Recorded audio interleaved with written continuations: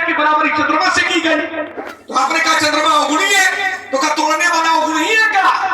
अब एक प्रहार मैं आपके ऊपर कर रहा हूं, आपों की बराबरी चंद्रमा से की गई है, परशुराम जी की भी बराबरी चंद्रमा से की गई है। तो चंद्रमा अवगुणी है, तो क्या तुम अवगुणी हो क्या? भाई अगर ये तर्क बराबर है। हेलो, आप हैं जेपी सिंह राजावत मलासा।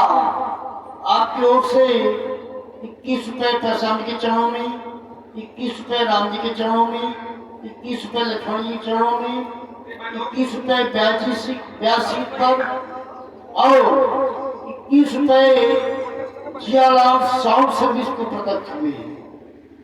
आप हैं संतोष संखवार।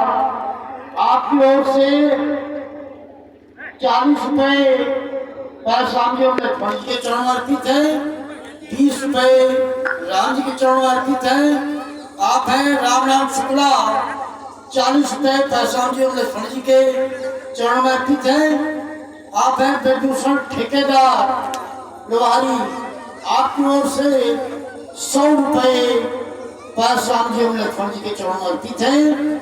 आप सभी को बहुत बहुत धन्यवाद। तो देखिए, अब अगर ये मान्यता है कि तोड़ने वाले की बराबरी चंद्रमा से की गई है, तो चंद्रमा अवगुणी है, तो क्या तोड़ने वाला भी अवगुणी है? तो मैं शास्त्र का उल्लेख आपके पक्ष में कर रहा हूं, परशुराम जी की भी बराबरी चंद्रमा से की गई है। कहा की गई?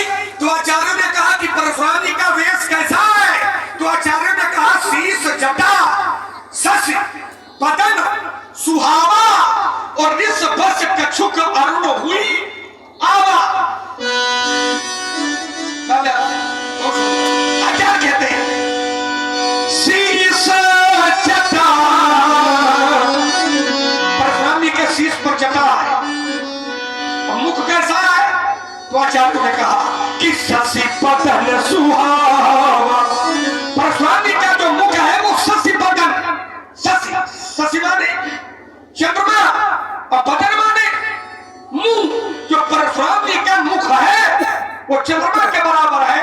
अब अगर हम आपका तर्क मान ले तो चंद्रमा है अवगुणी, तो तुम्हारा मुंह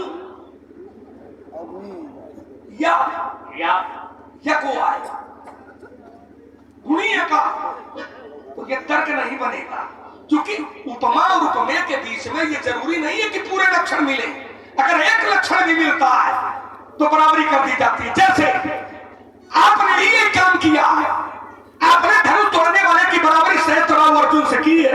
आपने मेरे भैया से कहा था, क्या कहा था व्यासी? कि सुनहु राम जय शिव धनु तोड़ा। कैसा है? तो इन्होंने कहा था कि साहस बाहु सब सो ऋतु।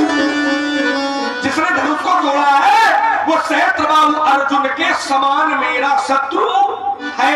और सहस्त्रबाहु अर्जुन कैसा है? तो शास्त्र कहता है कि साहस बाहु सुरनाथ कृष्ण, साहस बाहु सुरनाथ कृष्ण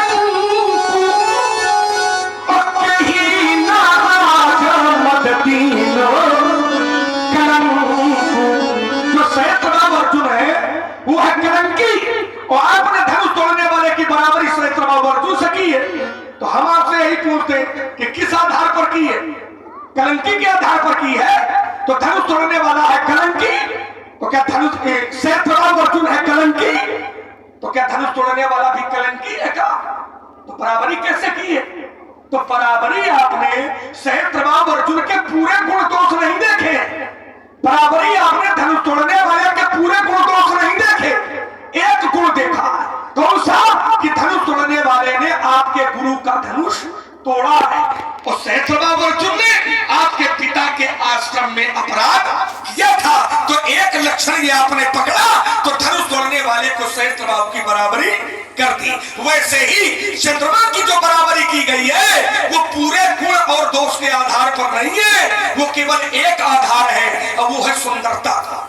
चंद्रमा की सुंदरता, और जहां पर भी सुंदरता का दर्शन होगा मित्र ये सुनिश्चित मानिए वहां पर चंद्रमा से ही उसकी उपमा होगी। लोग कहते भी हैं, और इसीलिए इनकी सुंदरता का जिस समय वर्णन किया मानसकार ने तो उसको लिखना पड़ा, कहना पड़ा कि शीश जटा शशि बदन सुहा। सुंदरता से उसका दर्शन है, उसके गुण और दोषों से उसका कोई लेना देना नहीं है। जैसे धनुष तोड़ने वाले का संपूर्ण गुण और दोषों से लेना देना नहीं है। सहस्त्रबाहु का एक गुण आपने पढ़ा और तोड़ने वाले का आपने एक गुण पकड़ा तो धनुष तोड़ने वाले को सहस्त्रबाहु की बराबरी कर दी। वैसे ही जैसे हमने धनुष की बराबरी की है, चूंकि लक्षण मिल जाए